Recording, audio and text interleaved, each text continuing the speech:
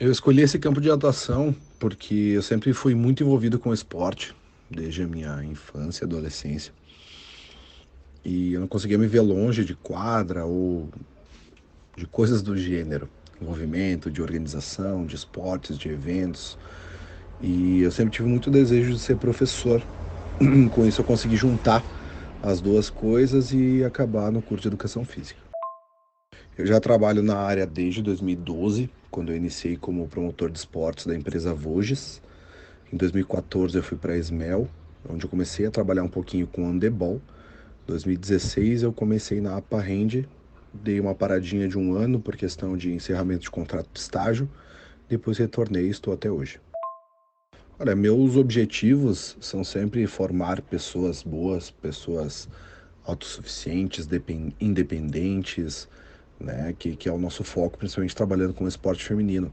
Criar meninas críticas, meninas inteligentes, é o principal. E como foco secundário, objetivo secundário é a questão de sim, formar atletas, formar bons jogadores para chegar num bom nível em disputas dos campeonatos. E sim, nós estamos com uma boa formação de atletas, participando de campeonatos estaduais, com convocações em seleções gaúchas, então o objetivo está sendo concluído. A maior dificuldade ainda é a questão financeira, porque quando a equipe não consegue buscar recurso em poder público, fica muito difícil só depender de mensalidade, que o valor fica muito alto e acaba não permitindo uma parcela da população, da comunidade fazer parte do esporte. Então, a maior dificuldade, sim, é a busca de recursos para fazer os projetos acontecer. Os benefícios é a questão social, obviamente, né? Se falando do aluno, do atleta, a questão social, que eles aprendem a conviver realmente com frustrações, com vitórias, com derrotas junto com outras pessoas, a trabalhar em equipe, saber que uma pessoa é melhor que a outra em determinada coisa, a gente tem que potencializar os pontos fortes de cada um para conseguir o bem de todo mundo, né? E para nós, da nossa área, é saber lidar com as pessoas. É muito importante ter que lidar com cada um, com as suas peculiaridades, da melhor forma possível. E os malefícios para o atleta, talvez a questão de lesões. Para o profissional, é final de semana, bastante trabalho. Eu planejo minhas aulas anualmente, tá? Numa questão macro e mesmo. E o micro eu sempre tento planejar semanalmente e, na pior das hipóteses, mensalmente, porque eu vou muito de acordo com a minha equipe, muitas meninas novas entrando, e eu tenho que verificar cada situação de acordo com o jogo, de acordo com as próximas competições. Então eu gosto muito de planejar o micro dentro de cada semana.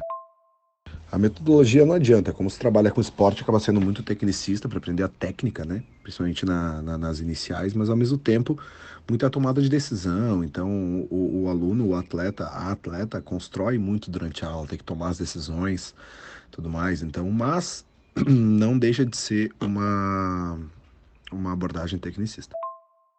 Há diversas atividades onde elas se sintam englobadas, elas se sintam parte do todo, formas de competição, com prêmios, algumas coisas assim, e o grande jogo. Essas são as coisas que mais motivam as atletas. Então, a gente tem que tentar aliar ao máximo a questão técnica, a parte chata, né? A parte física, a parte tática, a parte técnica, aliada com a motivação delas da melhor forma.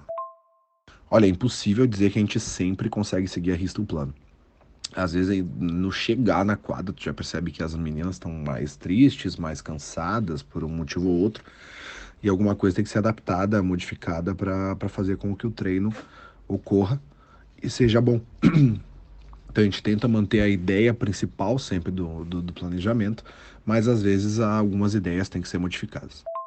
No final de treino eu reúno com elas e converso. Então todos os finais de treino eu dou um feedback geral, né, um feedback externo para elas. E sempre gosto muito de trabalhar com feedbacks durante as atividades também. Alguma correção que elas podem fazer para melhorar durante o jogo e tudo mais. Mas sempre final de treino também eu reúno todas elas e comento sobre as partes positivas e negativas do treinamento. O local é extremamente adequado. Uma quadra 40 por 20, uma quadra oficial. Então temos uma quadra muito boa, ou seja, a nossa estrutura é muito interessante, muito melhor do que a maioria das equipes. Sim, hoje nós estamos com material adequado. Nós tivemos algum problema com bolas alguns anos atrás, mas nós conseguimos adquirir algumas. Então, o que era o principal ponto fraco, e hoje em dia a gente já está suprindo essa demanda e fazendo o treino com maior qualidade. Enquanto eu estou dando aula, eu nunca passei por alguma situação ruim, mas existem situações de alguns problemas em casa, de atletas, coisas assim, que elas acabam trazendo para dentro de quadra e a gente tenta resolver. Umas alunas com atendimento psicológico, coisas assim, que a gente tenta influenciar e dar uma palavra de apoio para que elas melhorem a sua situação. Muito pelo contrário, eu torço pela vinda de novos profissionais, principalmente na área. São pouquíssimas pessoas que trabalham no handebol e a gente quer expandir muito a modalidade, fomentar o esporte e a falta de mão de obra é um dos grandes empecilhos. Cara, eu me sinto muito realizado, eu gosto muito do que eu faço. Às vezes a gente cansa, é desgastante, mas o resultado sempre é bacana. Sempre ver as meninas em quadro, felizes, treinando, isso não tem preço. E por curiosidade, é mais pela questão de fidelizar, tá? E pela questão de faixa etária. Com as meninas mais novas a gente tem que ter a questão da confiança, para elas verem como é o trabalho, e as mais velhas elas já têm. Vocês podem ver que existem diversos momentos de descontração também, mas em quadra a cobrança é maior. Porque se elas realmente não se dedicarem, não derem 100%, elas não chegam a lugar nenhum dentro de quadra. Então, com as pequenas tem mais essa parte afetiva, tanto para que elas continuem, que elas amem o esporte e o professor não seja um empecilho para elas, né? Ah, aquele cara é chato, só briga, nananana. E com as mais velhas já não, a gente já pensa muito na questão do rendimento também.